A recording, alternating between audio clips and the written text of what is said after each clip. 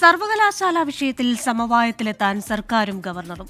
മുഖ്യമന്ത്രി പിണറായി വിജയനും ഗവർണർ രാജേന്ദ്ര ആർലേക്കറും തമ്മിൽ കൂടിക്കാഴ്ച നടത്തും. വിവരങ്ങളുമായി ചേരുന്നത് ആർ ശ്രീജിത്താണ് തിരുവനന്തപുരത്ത് നിന്ന്.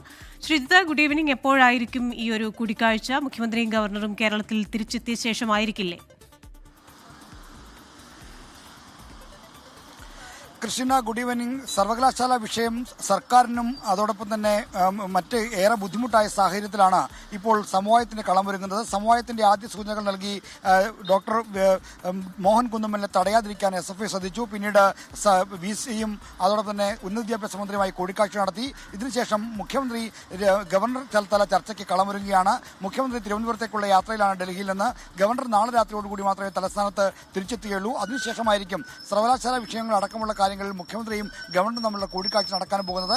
എന്തായാലും സർവകലാശാലയിൽ വിഷയത്തിലുള്ള ഏറ്റുമുട്ടൽ സർക്കാരിനും രാജ്ഭവനും ഗുണം ചെയ്യില്ല എന്ന തിരിച്ചറിവ് എല്ലാവർക്കും ഉണ്ടായിട്ടുണ്ട്. മാത്രമല്ല, ഉന്നത വിദ്യാഭ്യാസ രംഗത്ത് കടുത്ത അരാജകത്വമാണ് എന്ന പ്രതീതിയാണ് ഇപ്പോൾ ഉണ്ടായിരിക്കുന്നത്. ഈ വിഷയങ്ങൾക്കെല്ലാം പരിഹാരം കാണുക ലക്ഷ്യമിട്ടാണ് ഇപ്പോൾ ഒരു ചർച്ചയ്ക്ക് കളമൊരുങ്ങുന്നത്.